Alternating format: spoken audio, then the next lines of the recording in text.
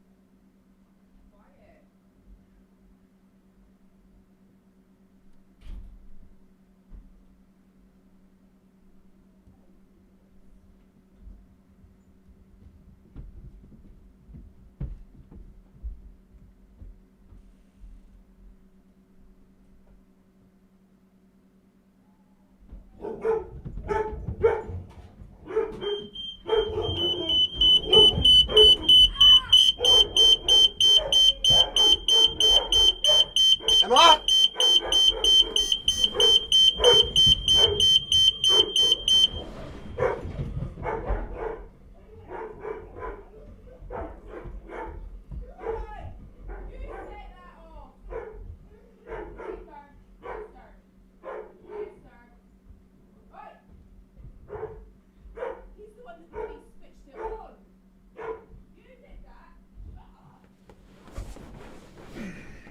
See, come on.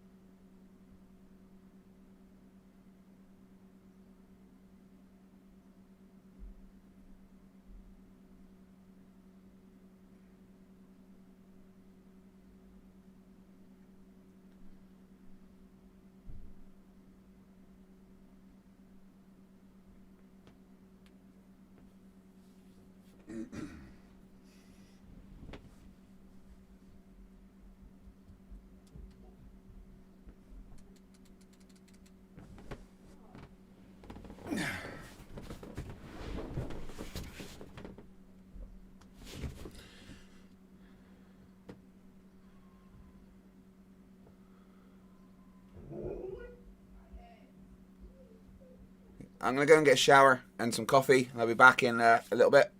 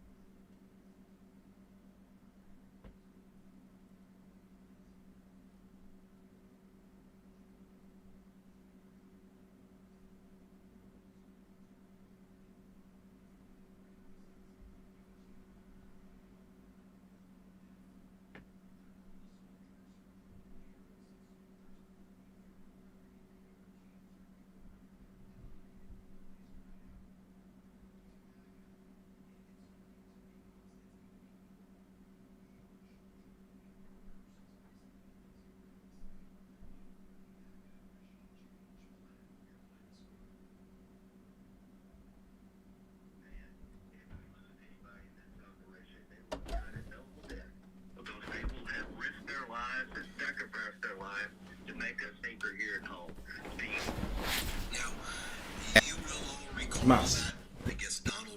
Must. Again, this teacher is lying to you. Air into the center. Air into the center. Or I. Air into the center. Or I. These air currents are pulled in from all directions. In the north, they deflect to the right, and this makes the cyclone rotate counterclockwise. And in the south, currents deflect to the left, and this makes cyclones rotate clockwise. The deflection direction at specific locations would be a result of the conservation of momentum imparted by the Coriolis effect, according to my hypothesis. The independent variable would be the position of observation, and the dependent variable would be the direction of rotation. 3. Use your hypothesis to form a prediction. To attempt to falsify my hypothesis, I must make a prediction that would stand if my hypothesis is correct, and design a way to test that prediction. My prediction is that if my hypothesis is correct, then a swinging pendulum will have a different amount of Coriolis forces imparted on the swinging bob depending on where on Earth the pendulum is located. A swinging pendulum will maintain the direction of its swing relative to the center of Earth and the distance away from the center of Earth, and that the amount of drift of the pendulum relative to the observer's position will correlate to the latitude of the observer, according to Foucault's sine law, which is T equals 24 divided by sine Q, where T is the time in hours necessary for the pendulum to return to its original position after completing one full circle, and Q represents the degrees of latitude of the location. Basically, you will be able to use the amount of drift in degrees of a swinging pendulum to calculate your latitude on Earth if my hypothesis is correct. 4. Design an experiment to test your prediction. Any Foucault's pendulum experiment. And the one I like to use is the one by the gentleman physicist. And finally, 5. Analyze your results. Once you get your results, you analyze them and see if it falsifies your hypothesis. Hello. If the data doesn't disprove your hypothesis, then we accept the hypothesis as true. And I'll be back to carry on. Okay, I guess you're excused, Mr. Thompson Pratt, but I hope you're well. Next time, you enjoyed what leave you your see. water Where it heater is. at home. Do you know what static force is, Craig? Do you know what electromagnetic force is, Craig? I'll be back very soon. Danny, I do. We covered them in my physics degree, and neither of them has any relevance at all to the amount of drift a swinging pendulum has correlating to your latitude on Earth, especially as you can use any material you like to make a Foucault's pendulum, and you'll get the same results. If the drift was the result of some kind of electromagnetic force, then the material used would completely change what the results were. You know, Danny, I was really hoping for a battle of wits with you, but it appears that you've come unarmed. See, me and my 9-year-old son did a static force experiment on YouTube in front of everybody where we moved straws, utensils, and other things. We spun them around the top of a bottle cap without ever touching them. And we moved them across, forwards, and backwards across a glass table without ever touching them. That's awesome, although I'm not sure you're the kind of person that should be homeschooling, but, you know, that is a cool experiment to do with kids. Also, absolutely nothing to do with a pendulum's drift helping you find your location on Earth. Nobody is denying that static and electromagnetic forces exist. So Danny, here is a challenge for you. Using science, make a prediction from your hypothesis of static forces and or electromagnetic forces being the cause of the predictable drift of a swinging pendulum, and then create an experiment to test that prediction. You won't. You can't. Because you're a fucking idiot. Oh, and before you get mad, that's not an insult, it's a description. So, could you explain to us, Craig?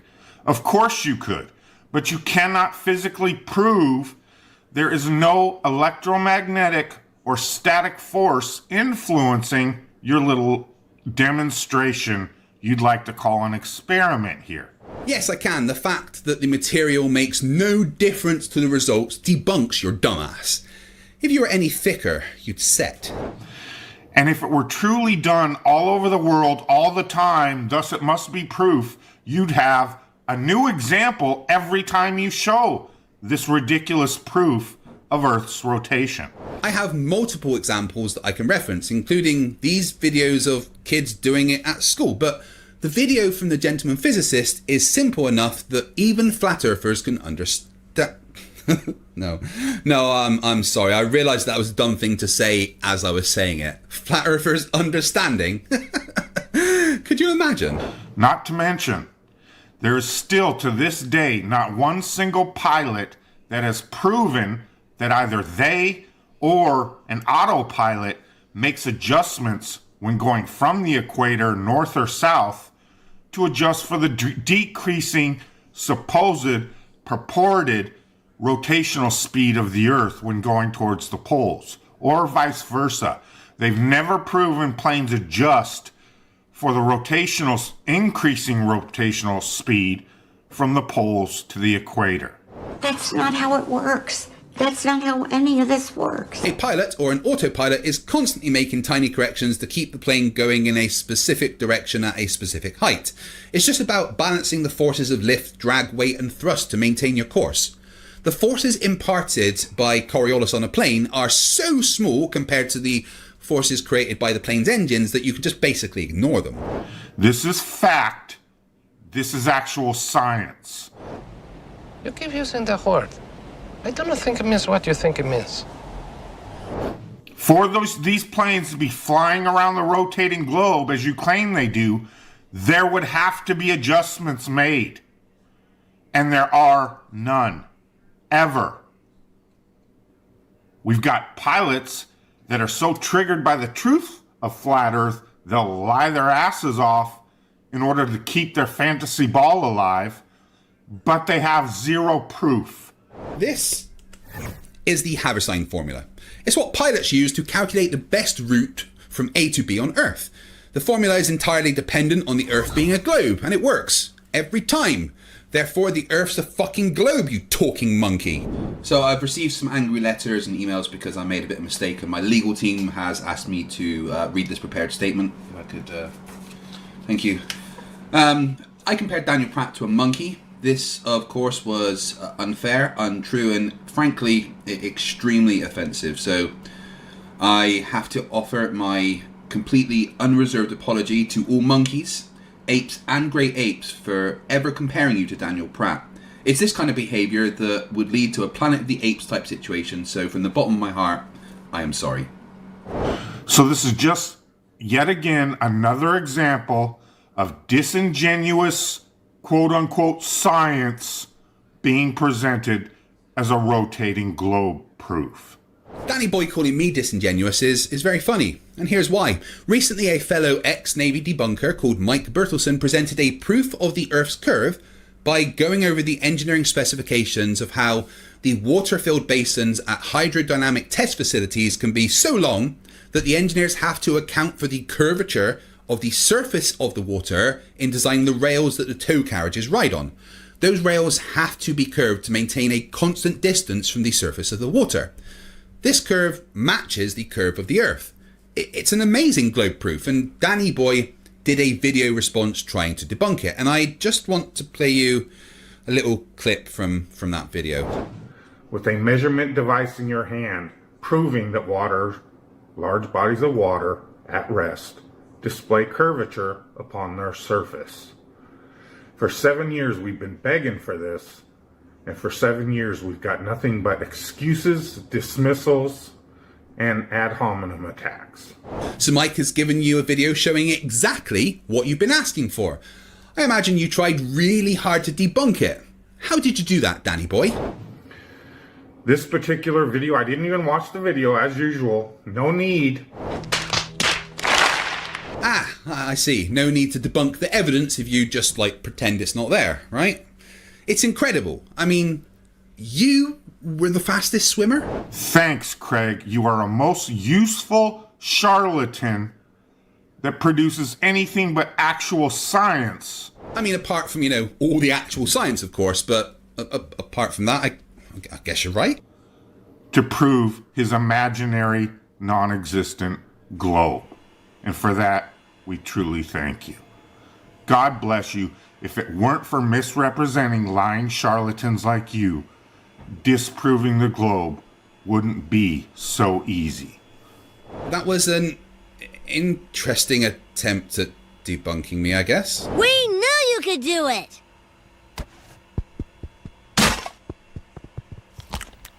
A complete failure, but, you know. Interesting. Interesting there. And that is all the stupid that I can take for today, but just before I go...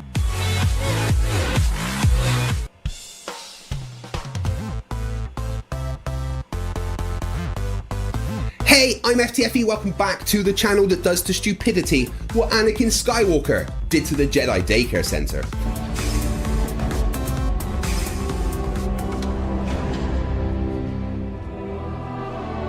Master Skywalker, there are too many of them. What are we going to do?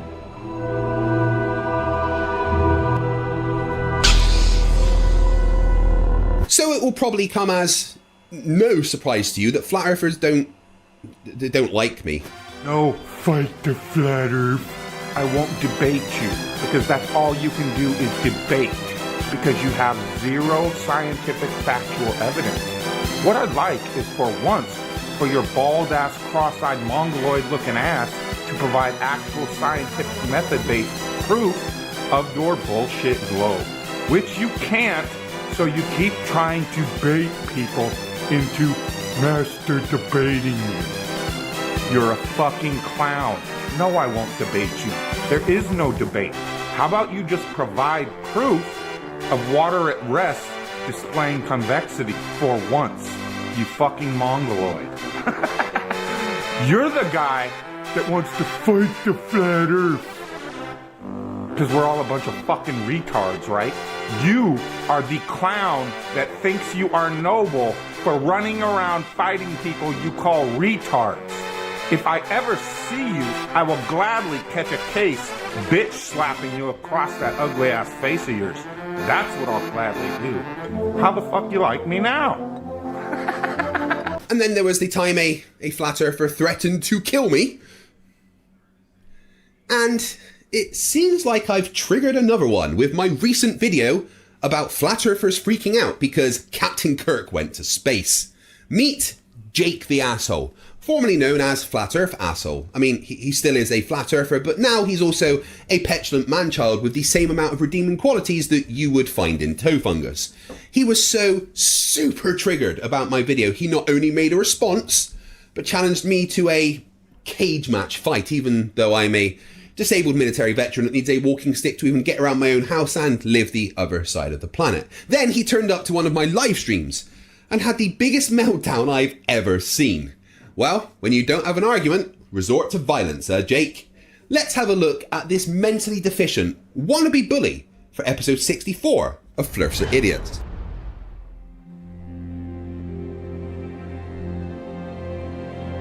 We're living on a disk, floating through space, with a tiny sun.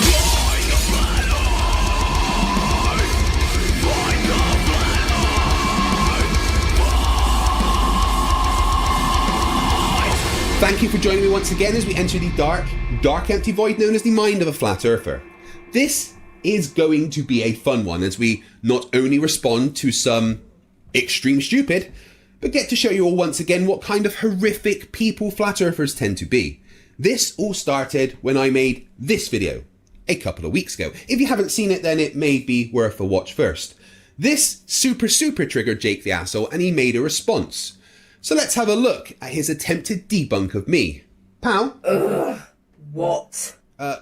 Well, hello to you too. Can you play the Jake the Asshole video, please? You know that thing on your wrist has buttons and touchscreen, right? Well, yeah, but it's just easier to ask like you. Right, I have more processing power than all the cryptocurrency mining rigs in the world and the most advanced AI algorithms in existence. And you want me to take the place of a button? Do it yourself, you talking monkey. I mean, okay, fine. Let me see here. No, not like that. No, file? don't touch that menu. Oi, that's the delete button. I need those files. Right, stop. Press the, I'll just do it. Here. Yeah, thanks, pal. I truly hate you. Actually, fat boy, that is incorrect. Space travel technology has regressed over the last 50 years. You know, they say they went to the moon in 1969, but they've lost and destroyed that technology, and it's a painful process to build it back again. I'd go to the moon in a nanosecond. The problem is we don't have the technology to do that anymore. We used to, but we destroyed that technology, and it's a painful process to build it back again. And see, I get my information from a NASA astronaut, not some credentialless fat tard like you who runs his mouth on the internet and has absolutely no proof of anything that he's talking about. Oh, but please continue. First off, Jake, I want to compliment you on your bravery to wear a woman's purse as a knockoff Jamiroquai cosplay. That's a bold move, but about the stupid that you've just said, space travel technology has advanced considerably. There is more to space travel than just winning a dick measuring contest with the Russians. The technology that took man to the moon was archaic, dangerous, and expensive. We don't want that. Now we have reusable rockets that can land backwards. Decades of research on the effects of space on humans thanks to the ISS, new engine technologies, better computers, better spacesuits, safer environments, and we are going back to the moon. NASA just announced the date they're aiming for is 2025. And getting your information from a guy that has been in space whilst denying it happened is the height of dishonest cherry picking. There is no such thing as space travel, nor is there a such thing as civilian space travel. Any form of space travel is all just a bunch of bullshit and space fakery. No such thing as civilian space travel, huh?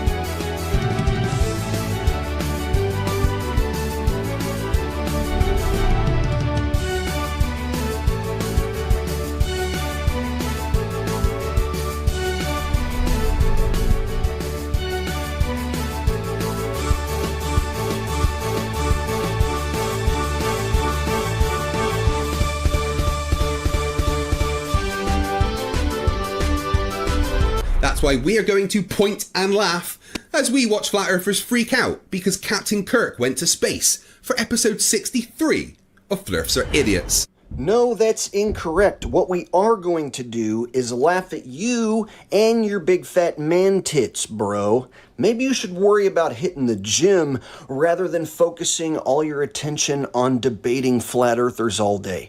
But then again, that's what shills do. How? I swear this better be worth my time, human. Look, Jake the asshole hurt my feelings by talking about my man boobs, so, like, is there anything that you can do to make it less, you know, out of place? Yes. Yes, there is. There you go. I mean, they're still there, pal. Something doesn't feel right. What have you done? Nothing. Let me get this straight, Mr. Asshole. Your great debunk is video editing exists, therefore it's fake. Actually, Captain Soy Boy, that was the very beginning of my long explanation of why it's fake. You see, video editing does indeed exist, and I see you know how to use this video editing technology because you put up a CGI spinning ball right next to your fat head, and then you also put yourself in space with a bunch of CGI stars, so therefore you are using the same technology that they can use to fake us out. So the fact you are admitting that the technology exists is a step in the right direction. The fact that you deny that they are using it is because you are a professional globe cuck and a paid shill.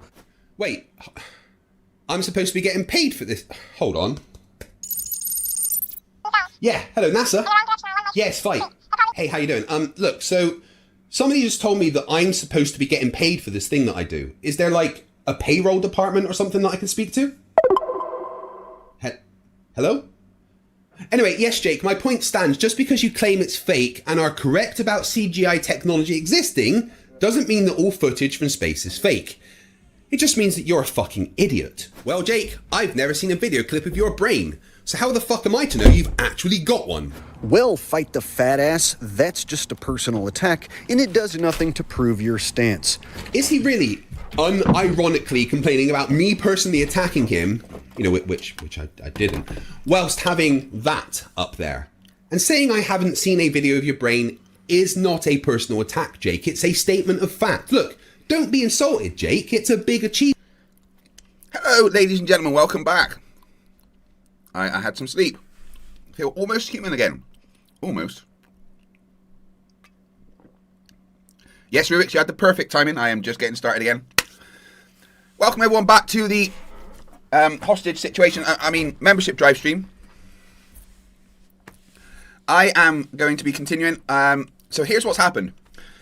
I started a stream yesterday at about 2 p.m. So just about 24 hours ago. And when I started, that timer was at 45 minutes. Pardon me.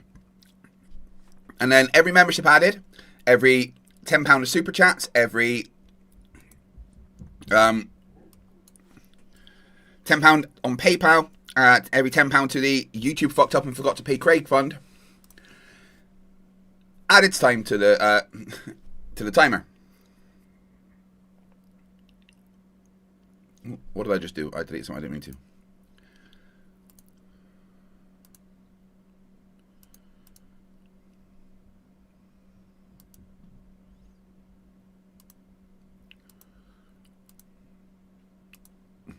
Now,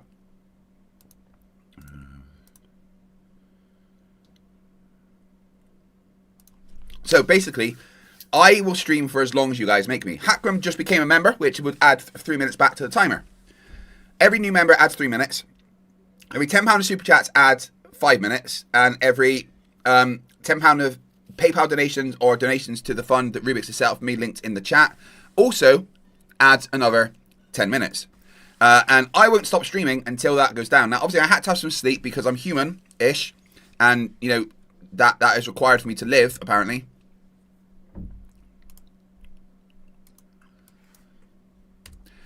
And what I'm going to do, I was covering a stream between Nathan Thompson and Ruhif, and we're going to continue on with that. Once I fix the screw-ups I've just done.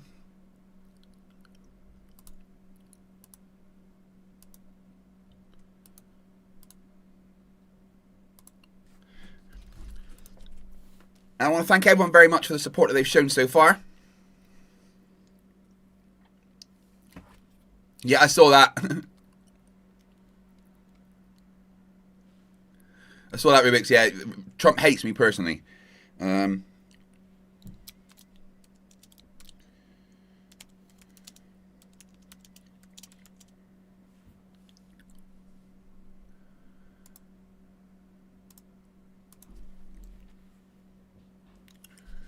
Right, give me 1 minute to just sort out the display, because I broke it.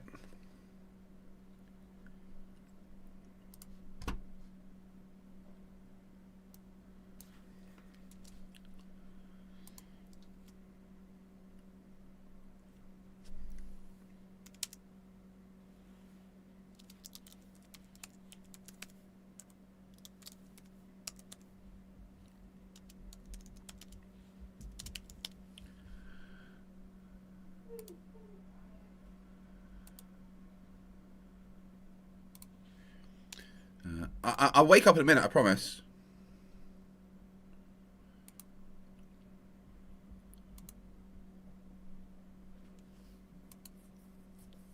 Oh my god, what have I done here?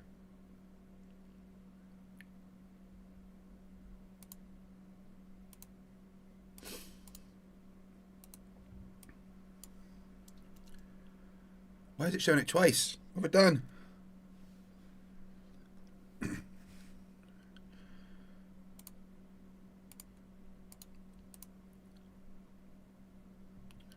Apparently a £10 super cat.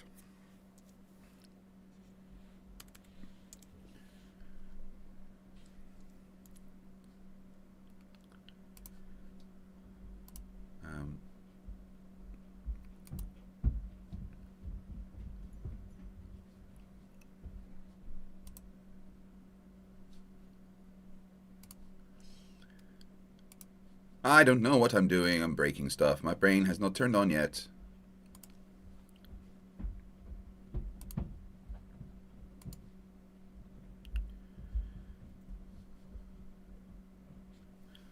Oh my god, what have I done?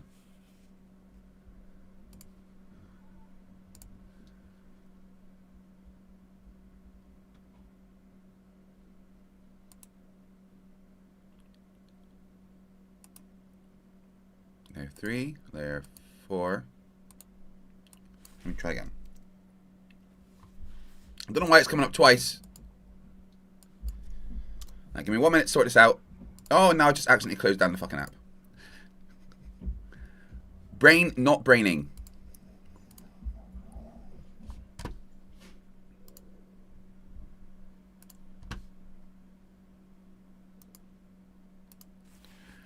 We also need to set up a new stream.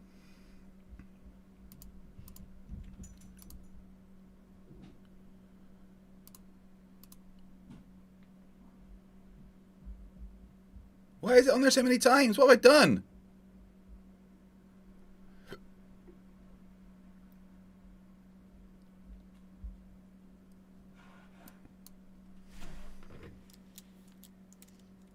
Ah! What am I doing?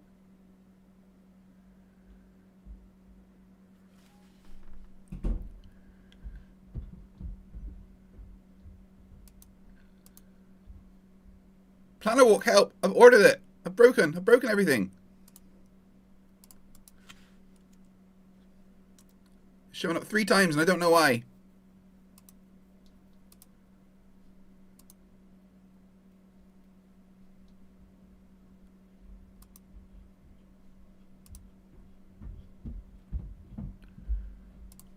Timer's not even on.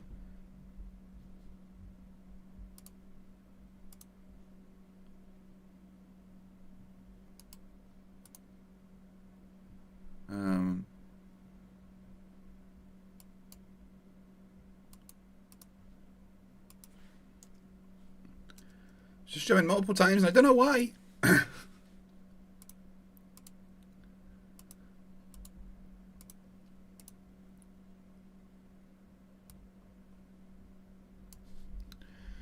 Alright, new members 8 plus 2 8 2 16.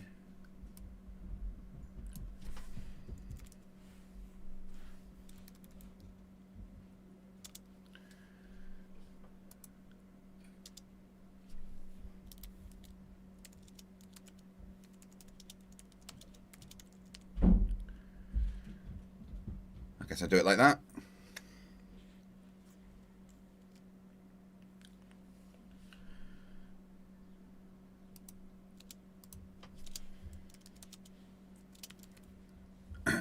I guess that's going to have to do for now. I've somehow broken it because I don't know, my brain's turned off, I'm not sure. Right, anyway, that's as close as we're going to get. Timer's counting down.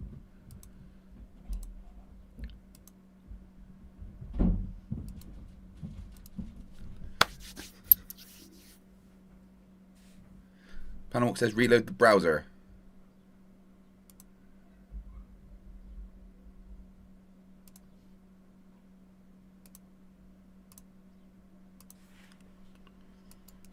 Ah, that did it. There we go.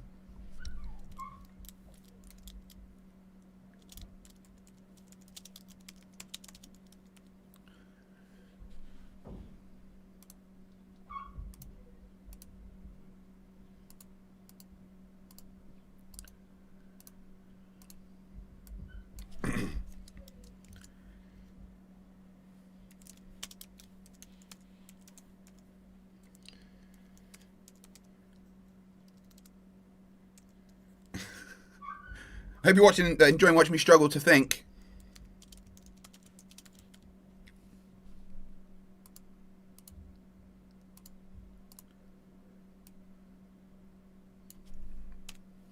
There we go. Sorted it. So, yeah, so that timer will keep going up if you gift memberships, if you become a member, if you upgrade your membership, or if you £10 of Super Chats adds 5 minutes. If you donate to PayPal, it adds 5 minutes. Or if you donate to the fund that Rubiks set up for me, which is this thing, then that also adds 5 minutes. Now, PayPal and this also means that YouTube don't take 30% of your money. Why do I have this fund right now? What happened? Well, in December, I was copyright struck and privacy struck by not a Dr. Stephen Alonso. Stephen Alonso did not like that I covered his book and beat him in debate. So he copyright struck the debate and the video that I made about him. And that removed me from the creator program and screwed everything up. And they said I violated the terms and conditions and I didn't get paid for those months, right? I appealed it. It all went through. And basically they were going to, everything that I was owed would go through in February pay for November, December, and January. So 3 months worth of pay. Coming up for payment time in February, I check my AdSense and I get this.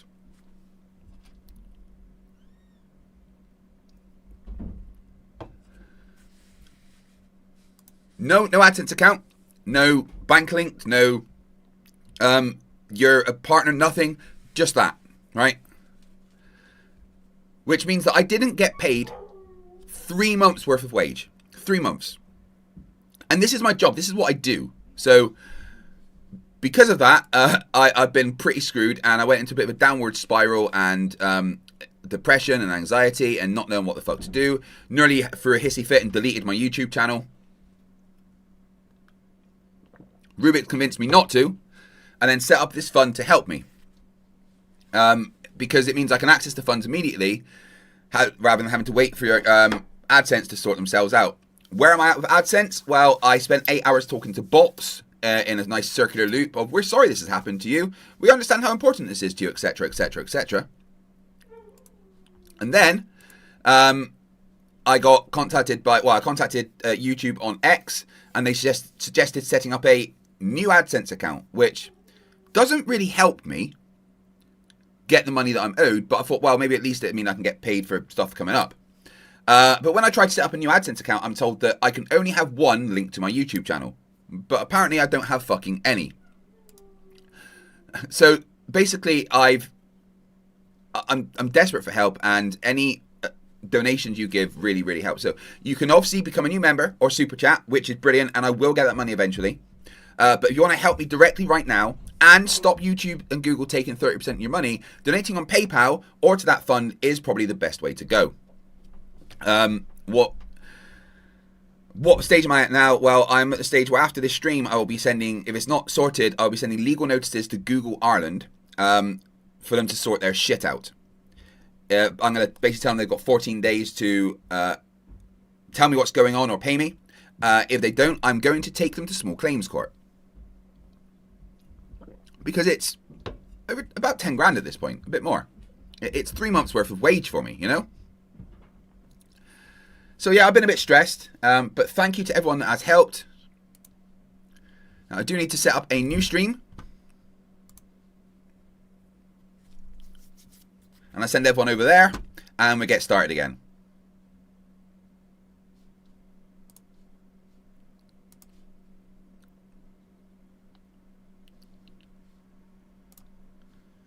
So let me just do that.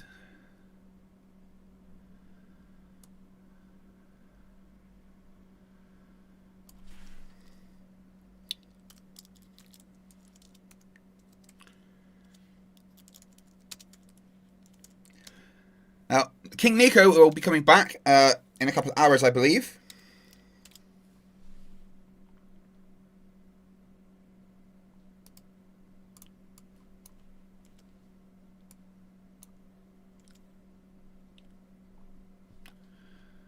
So let me just get this sorted and on the way.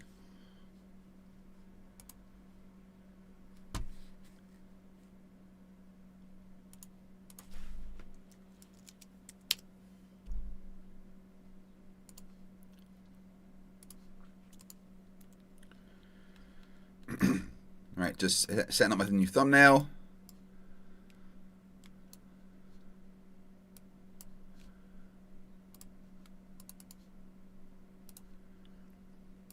And then I will set up a new stream and send you all over there so we can get going again.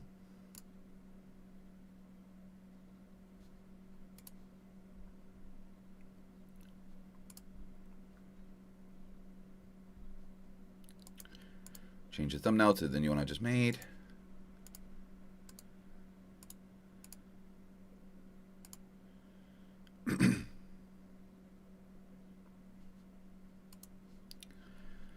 Okay.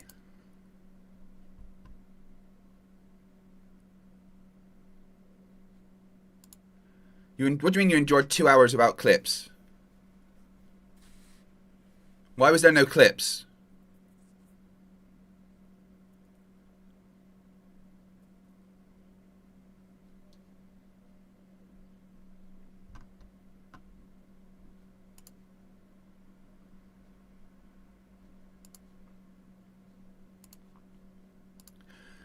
Okay, right.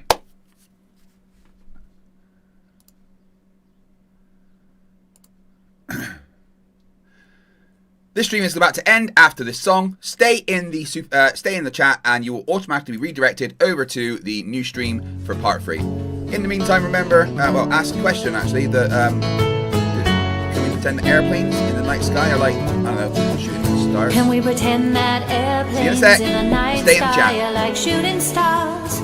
Should be wishing for a brain right now, brain right now, brain right now. Good morning. These words come with a storm warning.